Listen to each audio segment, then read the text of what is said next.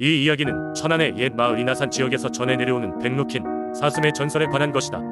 옛날 옛적 천안 주변의 산과 들음 푸르고 울창한 숲으로 가득했다. 이 숲에는 하얀 털을 가진 신령스런 사슴 백록이 살고 있었다. 백록은 이 지역 사람들에게 신성시대였고 그를 목격하는 것은 큰 행운으로 여겨졌다. 천안을 중심으로 한 이 지역 사람들은 백록이 나타난 날에는 곧 복이 찾아온다고 믿었다. 어느 해가 유난히 가뭄으로 괴로울 때 마을 사람들은 백록이 다시 나타나기를 간절히 원했다. 백록을 마지막으로 본 것은 몇 년 전 여름이었다. 그 해에도 역시 비가 오지 않아 논과 밭은 매우 말라 있었다. 그러던 어느 누런 하룻밤 어린 소년인 재민이는 숲속에서 눈부신 빛을 보았다. 그것은 마치 달빛이 땅 위로 쏟아지는 것 같은 빛이었다. 호기심 많은 재민이는 그 빛을 따라 숲속 깊이 들어갔고 마침내 백록을 마주하게 되었다. 백록은 말없이 재민이를 바라보며 느긋한 걸음으로 숲을 가로질러 걸어가고 있었다. 재민이는 백록이 특별한 곳으로 인도하고 있다고 느꼈다. 그는 조용히 백록을 따라갔다. 백록이 멈춘 그곳은 신비한 열매가 가득 달린 나무 아래였다. 그 열매는 꽤나 고귀해 보였고 활짝 핀 꽃들과 함께 주위를 빛내고 있었다. 백록은 한참 동안 그 나무 아래에 머물다가 천천히 사라졌다. 다음날 아침 재민은 마을 사람들에게 밤에 있었던 일들을 이야기했다. 마을의 어르신들은 그 이야기를 듣고 그 나무 열매가 특별한 능력을 가진 것이라고 추측했다. 그래서 마을 전체가 그 열매를 모으고 재민이 본 신비로운 나무를 소중히 보호하기로 결정했다. 마법 같은 일이 일어났다. 곧 이어서 비가 내리기 시작했고 논과 밭은 금방 물기를 회복했다. 마을은 다시 풍요로워졌고 그 나무의 열매는 자연의 은택을 간직한 것으로 여겨졌다. 그래서 마을 사람들은 매년 백록의 날을 정하여 백록에게 감사의 마음을 전하며 축제를 열었다. 시간이 지나면서 백록의 전설은 마을의 신앙과 문화에 깊이 자리 잡았다. 지금도 간혹 누군가는 새벽에 숲속에서 백록을 보았다고 이야기한다. 그럴 때마다 사람들은 백록을 향한 묵묵한 감사의 기도를 드리며 다시금 자연의 아름다움과 신비로움을 되새긴다. 두 번째 이야기. 옛날 옛적 신라의 수도였던 경주 근처에는 문필산이라는 산이 있었다. 그 산은 아름다운 경치를 자랑했고 멀리서도 우뚝 솟아 장관을 이루었다. 그러나 그 아래에 숨겨진 신비한 이야기가 있었으니 그것은 바로 문필산에 사는 용왕의 전설이다. 문필산은 단순한 산이 아니었다.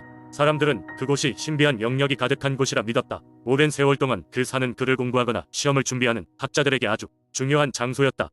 소문에 따르면 산의 정상에 있는 바위에는 문필의 신령이 깃들어 있다고 하여 그 바위에 가서 자신의 꿈을 빌면 반드시 학문적인 성공을 거둔다고 전해졌다. 그러나 진짜 전설은 산속 깊은 곳에서 시작된다. 이 문필산에는 용왕이 숨어 살고 있었다고 한다. 용왕은 신비로운 능력으로 산에 오는 사람들을 돕기도 하고 때로는 시험하기도 하였다. 산속 깊은 곳의 연못은 용왕이 사는 곳으로 알려져 있었고 그 연못은 가끔 찬란한 빛을 발하며 천상의 모습으로 변한다고 했다. 사람들은 그곳을 용왕의 연못이라 불렀다. 문필산을 찾은 학자들은 종종 그 연못을 찾았다. 그들은 연못가에 앉아 용왕에게 기도를 드리며 자신들의 꿈과 소망을 말하곤 했다. 어떤 이들은 꿈속에서 용왕을 만나 문제의 해답을 얻었다고 하고 또 어떤 이는 시험 전날 밤 용왕을 꿈에서 만나 질문지를 미리 알았던 이야기들이 전해진다. 하지만 용왕은 단지 사람들에게 은혜를 주는 존재로만 그치지 않았다. 그는 사람들에게 경고를 주기도 했다. 한 번은 한 욕심 많은 학자가 용왕을 만나기 위해 기도도 없이 연못을 찾았고 그때 용왕이 나타나더니 꾸준한 노력과 정직한 마음 없이 얻는 성공은 헛것이다라는 말을 남기고 사라졌다는 이야기다. 그 후 그 학자는 시험에서 낮방하고 깊은 깨달음을 얻게 되었다고 한다. 세월이 지나면서 용왕의 이야기는 점점 신화가 되었지만 여전히 그 지역 사람들에게는 중요한 경고와 교훈으로 남아있다.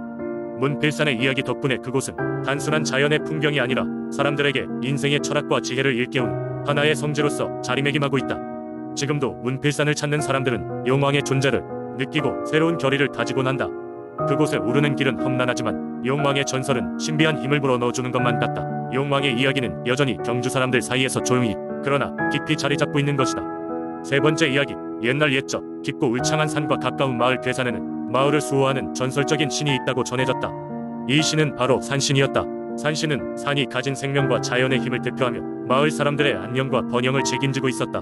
괴산 마을 사람들은 매년 산신제를 열어 그에게 제사를 지냈다. 제사날이 되면 마을 사람들은 산신을 향한 감사의 마음을 담아 정성스럽게 음식을 준비했다. 이 제사 음식들은 신선한 과일과 곡식으로 이루어져 있었고 그 중에서도 가장 중요한 것은 고이에 사용하는 막걸리였다. 산에서 나는 맑은 물로 빚은 막걸리는 산신이 가장 좋아하는 음료로 여겨졌다. 어느 해 마을에는 가뭄이 찾아와 사람들이 큰 어려움을 겪고 있었다. 그 해의 가뭄은 예년에 비해 심각하여 농사가 망치고 마을 전체가 기근에 시달리게 되었다. 당황한 마을 사람들은 산신제를 더욱 큰 정성으로 지내기로 결정하였다.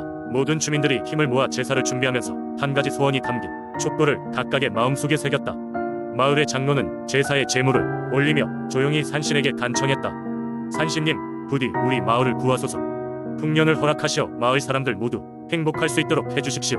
제사가 끝날 무렵 갑자기 하늘이 어두워지면서 장대비가 쏟아지기 시작했다. 마을 사람들은 모두 놀라며 하늘을 올려다보았다. 그들은 이를 산신의 응답이라 믿었다. 비는 며칠간 이어졌고 땅은 다시금 축축해졌다. 마침내 작물은 새롭게 자라기 시작했고 마을에는 새로운 희망과 생기가 돌았다.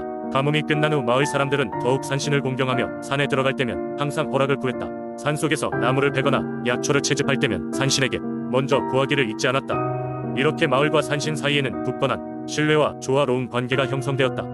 괴산의 사람들은 오늘날까지도 산신을 믿으며 해마다 잊지 않고 제사를 지내고 있다. 자연을 아끼고 존중하는 마음으로 예로부터 내려온 민속신앙의 전통을 현대 속에서도 이어가고 있는 것이다. 산신의 전설은 단순히 신화를 넘어 마을 사람들의 삶 속에 깊숙이 녹아든 문화가 되었다. 그들은 언제나 서로를 지키고 보살피며 자연과 함께 살아가는 소중함을 배운다. 네 번째 이야기, 옛날 옛적 한반도의 남쪽에 위치한 아름다운 섬 진도에는 바람의 여신 바라가 살고 있었다. 바라 여신은 이 지역의 바람을 자유롭게 다스리며 섬 주민들의 삶을 보살피는 수호신으로 추앙받았다.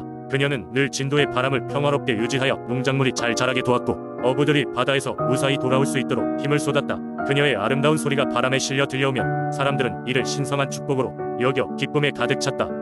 섬의 남쪽 끝에는 바람이 잠잠해지는 순간마다 거대한 바위 언덕이 있었다. 주민들은 그곳을 바라 여신이 잠시 머무는 성스러운 장소로 믿었다. 그곳에 자리한 나무들은 늘 푸르고 어떤 폭풍이 불어닥쳐도 그 흔적조차 남기지 않았다. 이 언덕은 종종 신비로운 빛으로 채워지곤 했고 그 빛 안에서 바라 여신이 나타난다고 전해졌다. 어느 해 여름 진도에 큰 폭풍이 몰아치기 시작했다.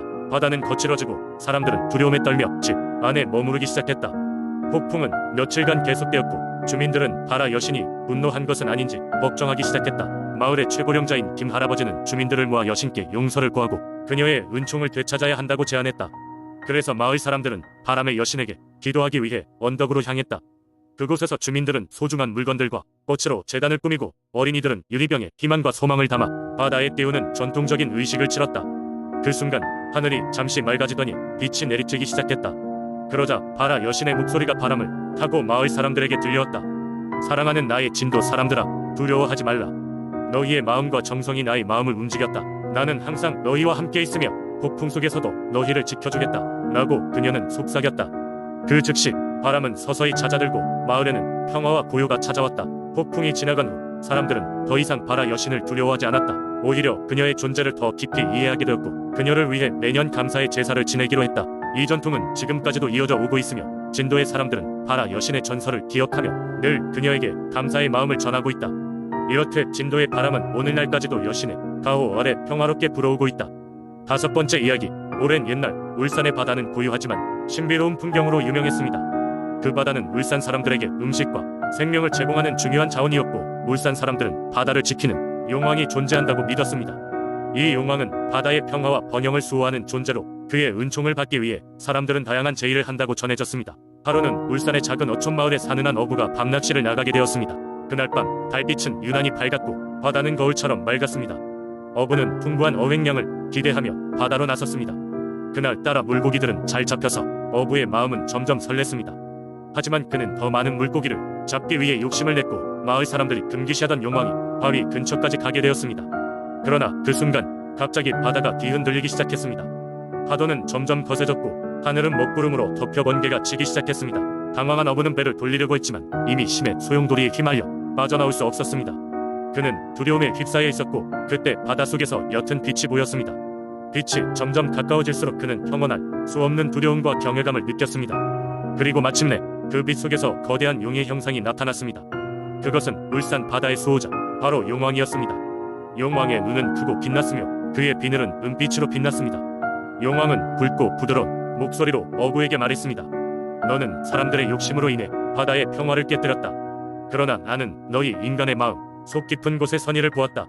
그러니 이제 그 욕심을 깨우치고 다른 이에게 알려라.